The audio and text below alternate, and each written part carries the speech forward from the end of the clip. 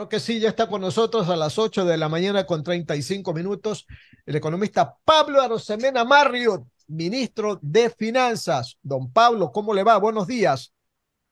Buenos días a Alcides, buenos días a Julio, a toda la cabina de Radio Atalaya y a todos sus radioescuchas y seguidores.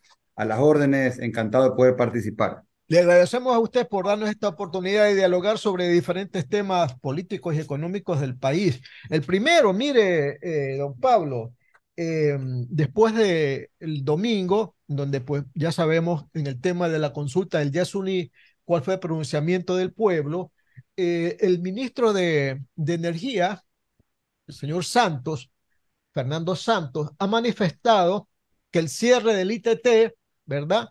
Es un grave golpe a la economía y que tomará años recuperarse. Y habla, y ahí viene la pregunta, don Pablo, habla de que no va a haber suficiente dinero para las importaciones de combustible ni de otros bienes por este motivo. ¿Qué va a pasar entonces con esta situación, don Pablo? Buenos días.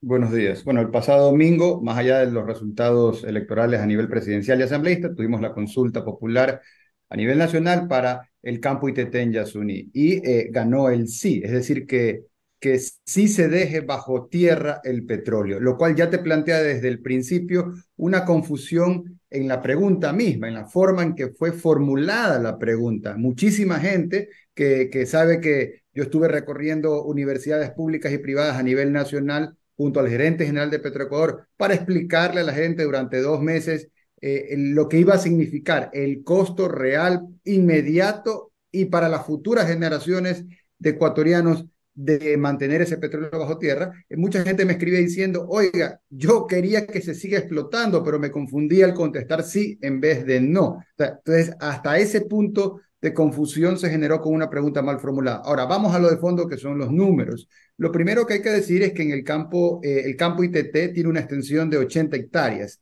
y que dentro del Parque Nacional Yasuní, que son 830.000 hectáreas, estamos hablando de que el tamaño, la afectación es del 0,01%. Entonces, ese es el primer detalle que había que tener en cuenta, que este no era todo el Yasuní, este simplemente era el campo ITT que ocupa el 0,01% de todo el Parque Nacional de Yasuní. Primera cosa. Segunda cosa es que en el pasado, pues, en una extensión de territorio de ese tamaño, se ponían pozos perforadores equidistantes el uno al lado del otro. Actualmente, desde hace muchas décadas, existe tecnología ambiental que te permite armonizar la extracción de petróleo con la responsabilidad con el medio ambiente. Y eso implica que los pozos perforadores no están distribuidos en toda la superficie, sino que se ponen en una pequeña esquina del cuadrante, por ahí bajan como sorbetes y entran en diagonal, mecanismo de racimo les llaman, y sin afectar la superficie puedes extraer en diagonal todo el petróleo que está en el subsuelo. Y luego los números. ¿Cuánta plata el país ya ha invertido en el campo ITT en los últimos 5 o 6 años? Son alrededor, cifras todas oficiales de Petroecuador, 2.000 millones de dólares de plata que ya está invertida en infraestructura, plata que se perdería. Se dice un costo hundido, un costo perdido. Ese es el primer dato que hay que tener en cuenta, perder 2.000 millones de dólares. El segundo dato es cuánto cuesta desinstalar esos fierros. Y las estimaciones de Petroecuador es que eso puede llegar a costar 500 millones de dólares. Hay un detalle. Esto no es que se aplasta un botón y desaparecen las cosas.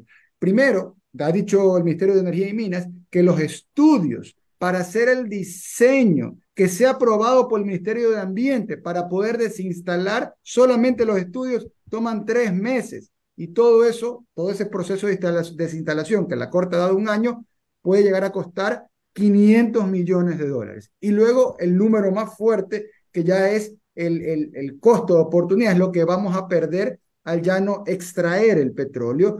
Anualmente al Estado ingresaban 1.200 millones de dólares anuales. Esa es la plata que ya no va a estar desde el momento que se deje de extraer el petróleo, una vez que hayan sido completamente desinstalados los pozos en el campo ITT dentro del Parque Nacional Yasuní. Así que son 1.200 millones de dólares. En perspectiva, eso equivale prácticamente a la totalidad de bonos sociales que entrega el gobierno a 1,9 millones de núcleos familiares. Visto de otra forma, eso equivale casi a la totalidad de la nómina de 60.000 servidores policiales de la Policía Nacional. Entonces, esos 1.200 millones de dólares que ya no se va a tener en un siguiente gobierno, el siguiente gobierno va a tener que decirle a la gente cómo lo va a compensar. Por el lado de los ingresos con impuestos, por el lado del gastos, tal vez eliminando subsidios o una combinación, una suerte de mix de estos dos factores, ingresos y gastos. Hay otro tema preocupante, señor ministro, ¿verdad? Tomemos los indicadores que ustedes han publicado en lo que tiene que ver con la Reserva Internacional, que en este año está a 7.103 millones de dólares. 7.103 millones de dólares. Lo cierto es que ayer la candidata presidencial Luisa González acaba de anunciar que de ganar las elecciones tomará 2.500 millones para inyectarlo a la economía.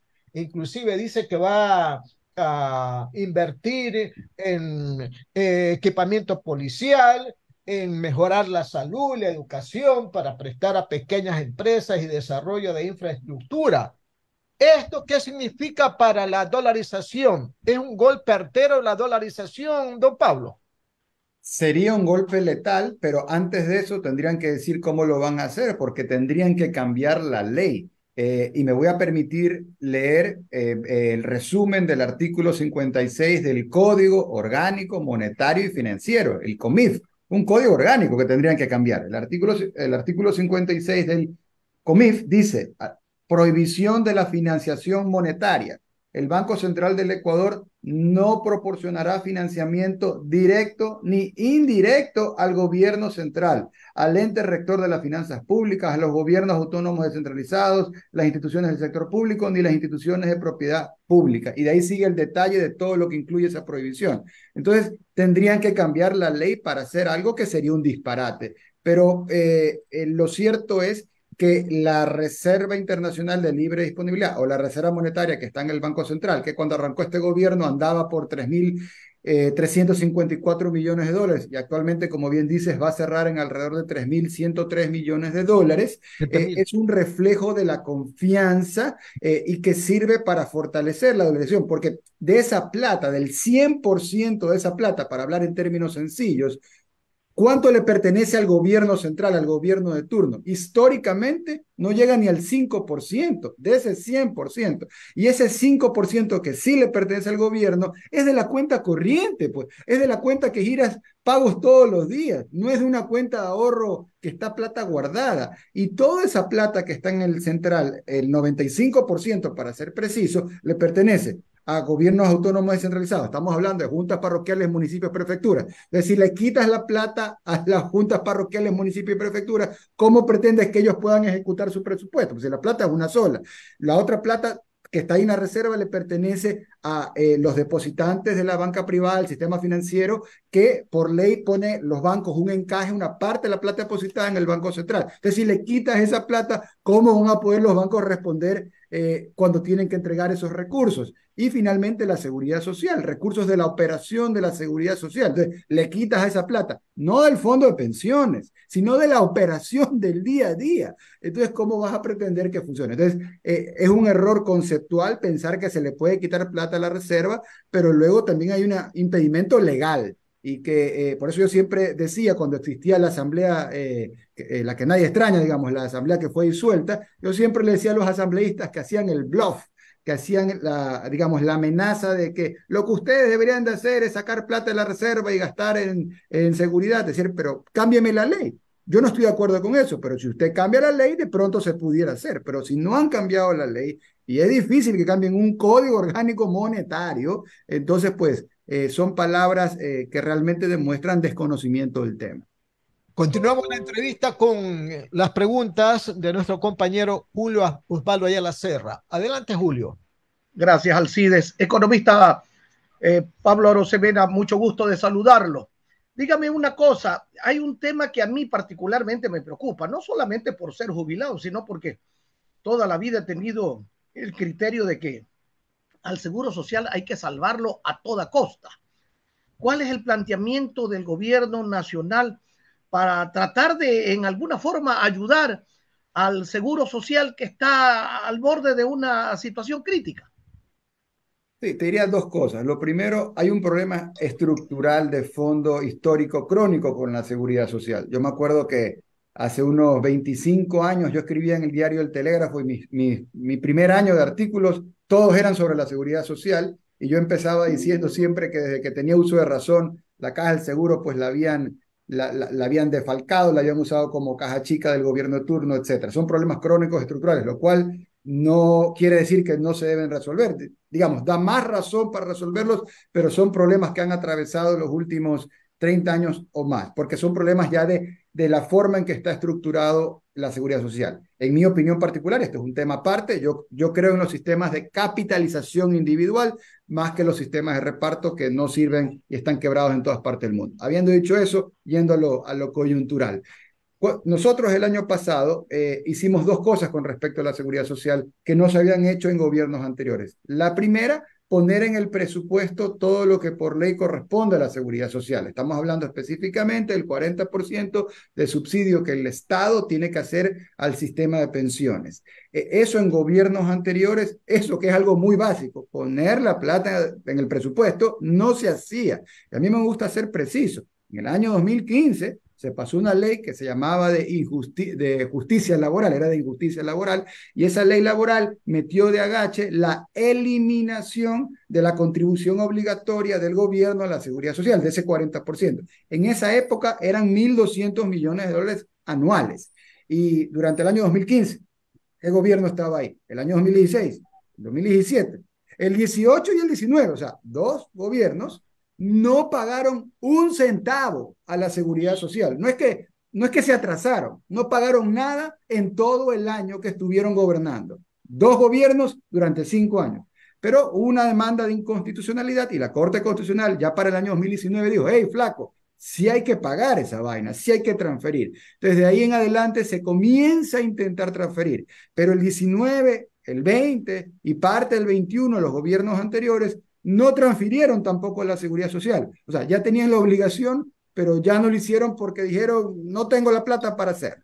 Entonces, es recién a raíz de mayo del 21 que se empieza a decir, y en el 22 que estamos nosotros, y puedo hablar de eso, decir, esto se tiene que poner en el presupuesto y se empieza a hacer transferencias de recursos. Esa es la primera cosa que se hizo que no se había hecho antes. Y la segunda cosa, el año pasado, aparte de ese subsidio del 40%, aparte, el gobierno le debía a la seguridad social por concepto de devoluciones de IVA, a prestadores de salud, por otros conceptos, 400 millones de dólares que el año pasado los transferimos, los pagamos, pero eso no eran deudas de este gobierno, esas deudas eran tan atrás como el año 2016, 17, 18, 19, 20, o sea, de 5 años, 7 años atrás realmente. Entonces, eso es importante destacar. Ahora, ¿los problemas están resueltos? No, porque los problemas de la seguridad social son estructurales, pasan no solamente por aumentar el número de afiliados, que es un tema importante, sino también por tener una mejor administración. Y recordemos que algo clave que hemos impulsado nosotros es que las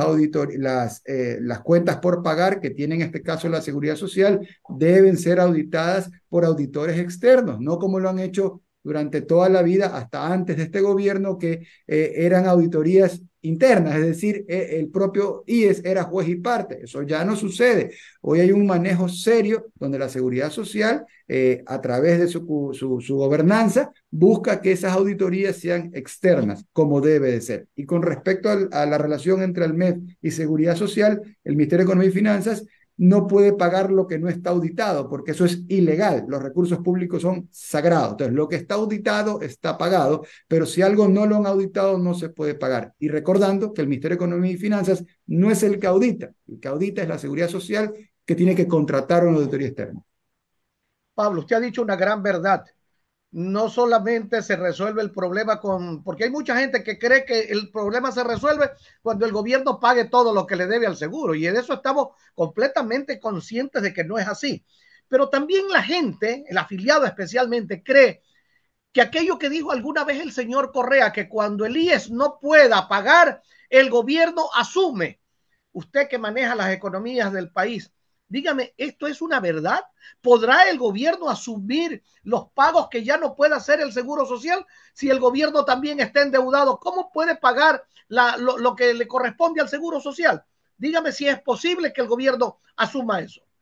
No es posible sin dejar otro hueco por otro lado, ¿no? O sea, al final del día no hay que tener maestrías en finanzas o en economía avanzada para saber que si hay dos huecos y solo un corcho, al tapar uno se destapa el otro, ¿no? Entonces, aquí el tema es cómo hacemos para que en vez de dos huecos tener un solo hueco y un corcho, o tener dos corchos, digamos. Pero en este caso específico, el gobierno tiene sus propios desafíos. Ahí entramos al tema del hueco fiscal, que es ese hueco enorme, gigantesco, casi que inconmensurable que se recibe hace 2 años.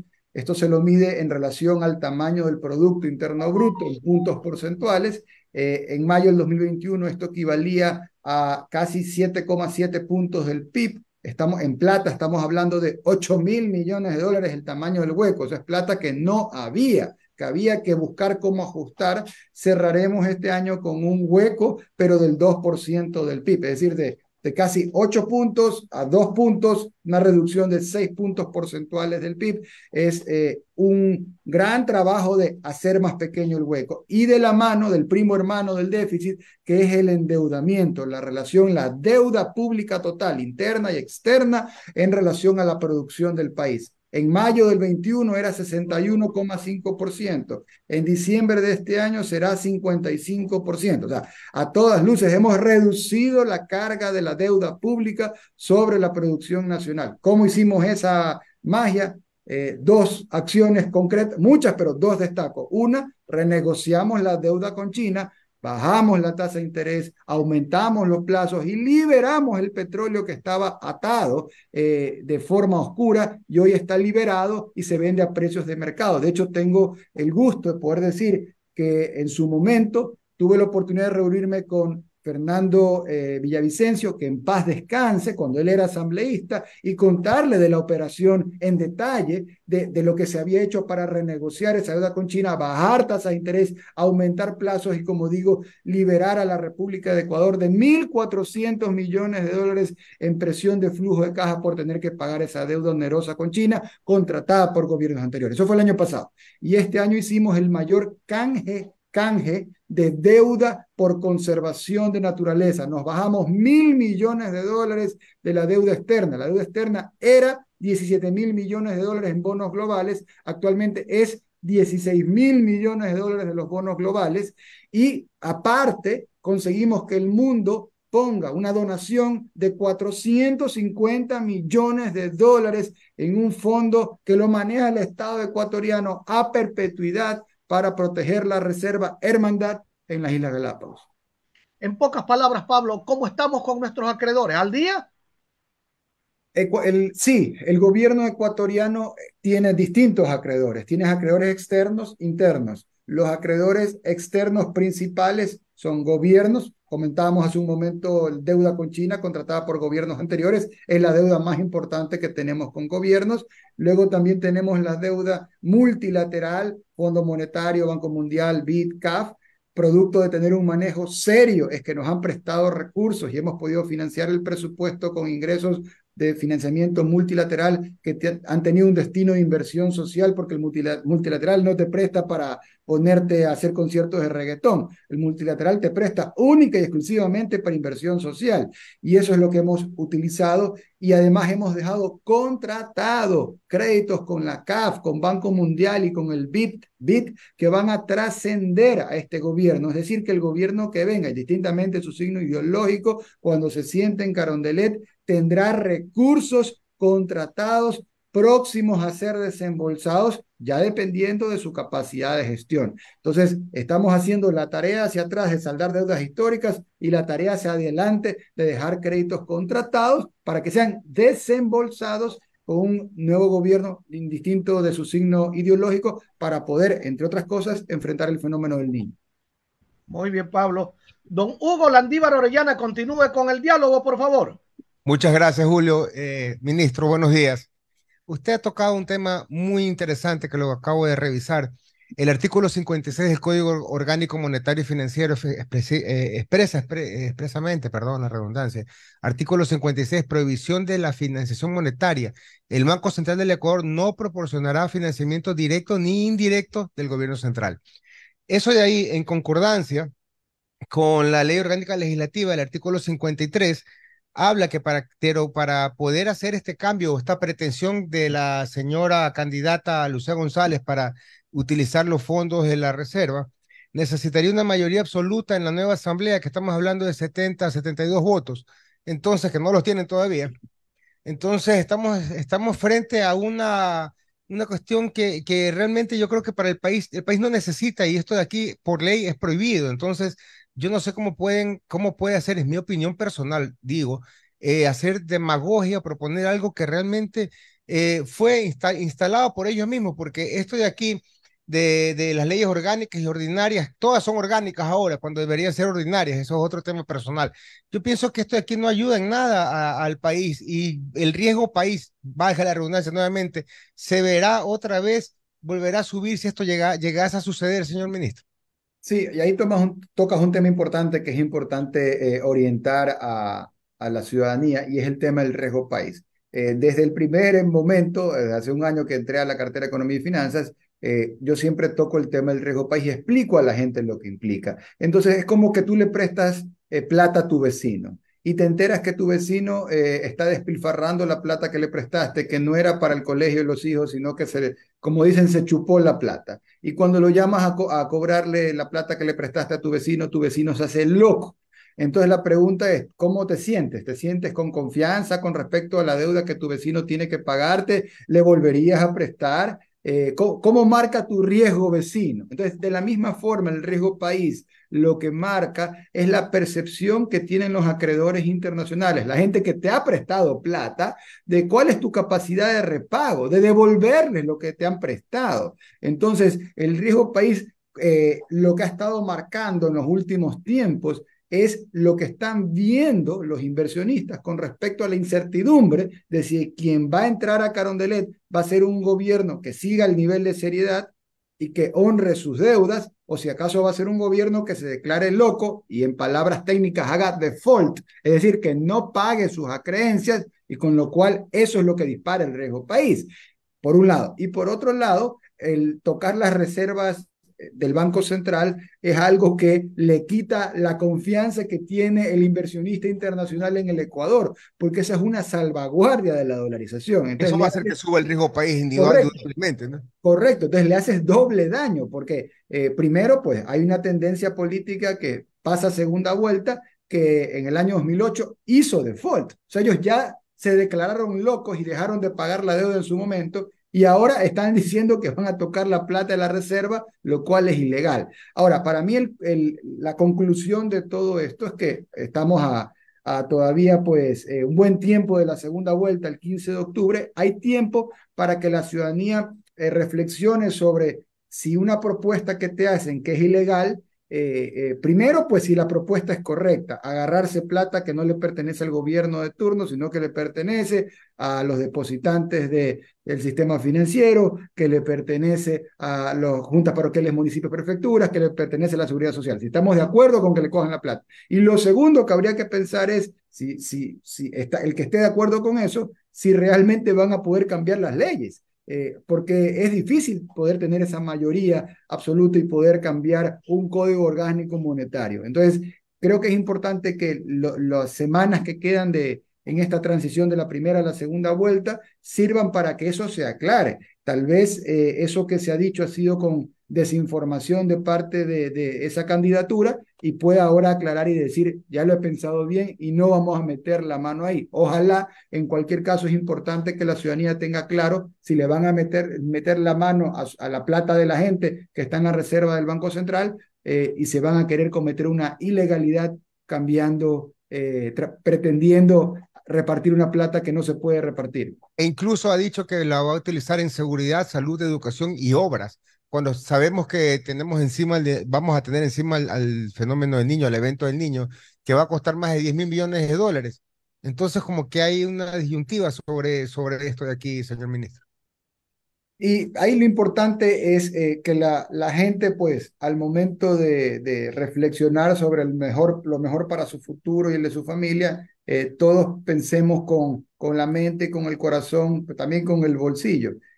Tengo la satisfacción de decir desde el 5 de julio del 2022 a la fecha que entré al Ministerio de Economía y Finanzas, en esta administración se han bajado 19 impuestos. 19 impuestos por un total de 600 millones de dólares que hemos devuelto a la ciudadanía. Yo hago la reflexión de que tal vez en los últimos 5, 10, 15, 20 o 30 años uno no encuentre una gestión de Ministerio de Economía y Finanzas que en un año se hayan bajado 19 impuestos por esa cantidad. Y mirando de cara al futuro inmediato, también vale la pena saber de las alternativas políticas que tenemos para escoger quién está proponiendo bajar impuestos y quién, si alguien no te propone bajar impuestos, te cuento yo lo que está proponiendo. Está proponiendo subir impuestos de forma implícita. Es importante que la ciudadanía tenga en cuenta eso y que más allá de los debates, que las entrevistas en los medios de comunicación que sirven para democratizar el conocimiento, sirvan justamente para aclarar eso. ¿Quién propone subir impuestos? ¿Quién propone bajar impuestos? Y como usted bien lo dijo, el riesgo país, solamente con lo que ha entrado el señor Noboa, ha bajado a 1.700 algo. Corríjame, señor ministro. Correcto, o sea, al final el mercado internacional ve lo que se ve aquí a nivel local, no tienes que ser extranjero y mirar el Ecuador para saber que hay dos tendencias muy marcadas de gran contraste. Una tendencia que ya ha gobernado y que de hecho su promesa es hacer lo que ya hicieron y podemos decir que es una visión pro Estado, donde el Estado es el rol, es la mamá de Tarzán en todos los temas. Y luego hay otra visión nueva, fresca, en el sentido de que no ha gobernado antes y que su visión moderna es, palabras mías, pro mercado. Es decir, hay un contraste de visiones. Se quiere centrar la acción y la vida de los ecuatorianos en el Estado o en una visión, creo yo, que impulsa la libertad de cada ecuatoriano para sacar adelante su destino, obviamente con un fuerte componente social y de solidaridad. Hay un contraste de visiones y esas son las opciones que tenemos los ecuatorianos para escoger. Las 9 de la mañana, 2 minutos, 9 de la mañana, 2 minutos. Esta es Radio Atalaya y su programa de opinión, punto de vista. Estamos dialogando con el ministro de Finanzas, el economista Pablo Arosemena Marriott.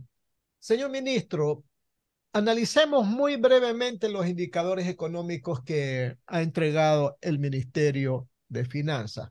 Está muy bien el tema de la inflación. Imagínense ustedes que en Argentina 12% mensual de inflación, pues, o sea, más de 100 puntos al año, ¿verdad? Y tiene ese país, pues, una gravísima crisis. El tema del dólar. Argentina ya mismo lo va a convertir en la moneda oficial si es que gana el señor Milei, que todo el mundo dice que va a ganar porque sostiene como su plan específico de gobierno la dolarización y ponen como ejemplo al Ecuador y ponen como ejemplo el manejo económico del Ecuador del ministro de Finanzas que estamos entrevistando, por lo menos yo lo escuché regularmente en las radios argentinas. Y el tema del desempleo también, que tenemos buenas cifras comparados con otros países de la región. Pero hay otros problemas, pues, señor ministro. Mire, crecimiento económico, 2.6 es muy poco. Para el crecimiento poblacional debería de ser por lo menos 4 o 5 con una tendencia por lo menos de sostenimiento de 5 años. El déficit presupuestario, que muchos dicen que es de menos 2% y otros creen que eso va a subir a 5.000 o 7.000 millones. El tema de la inversión pública en estos 6 primeros meses, 28%, debería estar en el 50% por lo menos. Entonces, ¿qué se está haciendo, por ejemplo, para reducir el gasto público? ¿Qué se está haciendo para conformar un presupuesto del Estado para que la inversión sea de calidad, señor ministro? Yo De quisiera acuerdo. su comentario sobre eso. Sí, has tocado varios temas, te voy a tratar de ser lo más específico en Claro, cada sí, uno de así es. ellos. En el tema de la dolarización viene con instrucciones, es decir, la dolarización no es a prueba de salvajes. Si uno empieza a despilfarrar, si uno empieza a endeudar a lo bestia a un país, pues luego resulta que la dolarización la llevas al límite. Y eso fue lo que casi sucedió con gobiernos anteriores que defalcaron las finanzas públicas, sacaron la plata de la seguridad social, le sacaron la plata del Banco Central. Recordemos que la plata del Banco Central, eso ya lo hicieron. Ya lo hicieron. El socialismo del siglo XXI ya sacó la plata del Banco Central. De hecho, hasta el día de hoy, faltan más de 7.000 millones de dólares de poder recuperar de la plata que le sacaron al Banco Central. Entonces, cuando dicen que van a sacar 2.000, es decir, 2.000 millones más, porque ya sacaron 7.000 en su momento, que todavía no se logra cerrar. Es decir, hoy hay como 7.000 en la reserva, pero lo que debería de haber, de acuerdo a los pasivos exigibles, son 15.000 millones de dólares. Es primera cosa. Segunda cosa, dicen que nadie valora, la gente no valora los problemas que no tiene. Entonces, Ecuador no tiene el problema de inflación, parte por la dolarización y parte por el buen manejo de las finanzas públicas. Por ejemplo, Estados Unidos es el país de donde tenemos los dólares, pero por estar dolarizado no quita que no tengan el problema de dolarización, de inflación. Estados Unidos ha tenido el año pasado y todavía este año el desafío grande de combatir la inflación. Ecuador ha tenido la segunda inflación más baja de América del Sur, la novena inflación más baja del planeta, al punto que, como bien dices, nos usan de buen ejemplo a nivel internacional y particularmente en la Argentina, en la nueva Argentina de Milei, que constantemente habla de Ecuador, y efectivamente he participado múltiples veces en programas de radio, en Radio Mitre, con Feynman, con La Nata, etcétera, hablando de estos temas que para ellos es muy interesante saber qué se hace para poder tener un país que, estando dolarizado, no se dispare la inflación como ha pasado en Estados Unidos y otros países. Luego, en tema de crecimiento económico, yo siempre digo, hay que comparar, ¿no? Por ejemplo, dice, oye, el 2.9% que fue el crecimiento del año pasado, por dar un ejemplo, eso me parece poco, puede decir alguien. Yo lo que diría es, oye, ¿y cuánto crecía Ecuador antes de que estemos nosotros? Bueno, es que era el 2020 y era la pandemia. Ok, no nos vamos a comparar con la pandemia porque es un momento particular que fue una crisis mundial. Pero hablemos del 2019. El 2019 no había pandemia. Éramos felices y no lo sabíamos. ¿Cuánto creció la economía ecuatoriana en el año 2019? 0%. Cero. No es que creció 2.8, ni 2.1, ni 1, ni Eso de crecer, pues. cero. No creció Eso es de nada. crecer, pues. Correcto, correcto. Entonces, ese es el dato primero para tener en cuenta, que la economía ecuatoriana, que nosotros heredamos desplomada, con un decrecimiento del 7%, porque menos 7, pero que antes de haber caído, y que cayó, digamos, de forma justificada, entre comillas, por el COVID, pero antes de haber caído, no crecía absolutamente nada. Y en el año 2018, 1%. Entonces, a veces tenemos la fantasía de que había Suiza y ahora pues, no, es que aquí venimos de una situación de un infierno económico que apagar ese incendio económico ha costado mucho sacrificio y hay que explicarlo y contarlo porque la gente se olvida que la economía antes de ayer no crecía nada y la hemos hecho crecer. Primera, segunda cosa, este año, ya hablando del 2023, donde la proyección del FMI Banco Mundial para Ecuador es de 2.6, ¿cuánto esos organismos proyectan el crecimiento de todos los países de la región? O sea, Perú, Colombia, Chile, Argentina, Uruguay, Paraguay, etcétera. ¿Cuánto? 1%.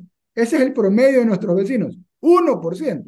Este año, que he fregado con J, porque tienes recesión a nivel internacional, desaceleración de Estados Unidos, de Europa y de China, ¿no? China está desacelerándose. Entonces, en ese contexto global, que tú tienes que se quejan los productores de tal o cual producto, que dicen se me cayó el precio, se caen mis exportaciones. Bueno, eso es lo que influye en el crecimiento económico. Y en ese contexto Ecuador crece casi al doble que el promedio regional.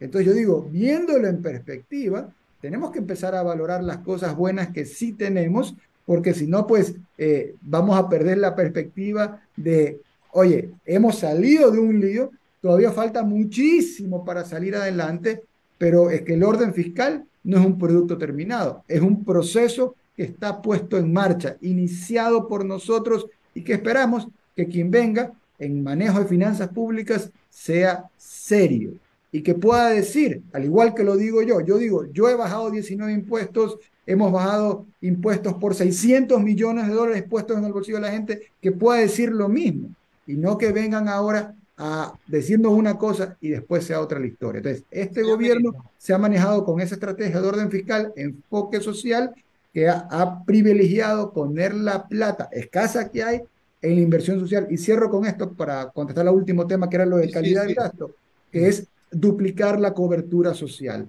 Antes de este gobierno, la inversión en cobertura social, en bonos, salud, educación, vivienda, etcétera, los bonos le llegaban a 1.4 millones de personas, actualmente le llegan a 1.9 millones de núcleos familiares de ecuatorianos.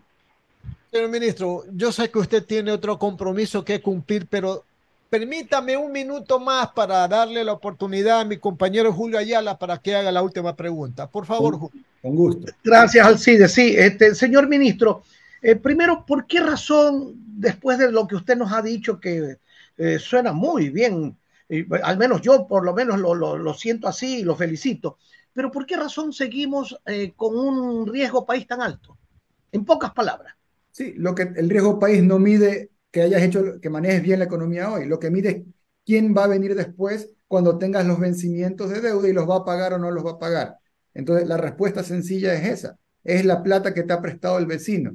Entonces, el vecino lo que se preocupa es de que si la persona que va a venir después, el nuevo inquilino, le va a pagar o no le va a pagar la renta. Ese es todo el estrés. Pablo, he escuchado el rum rum dentro de los ámbitos políticos de que para el 25, o sea, para las próximas elecciones, Creo sí va a participar y que usted sería el candidato por Creo. ¿Qué hay al respecto?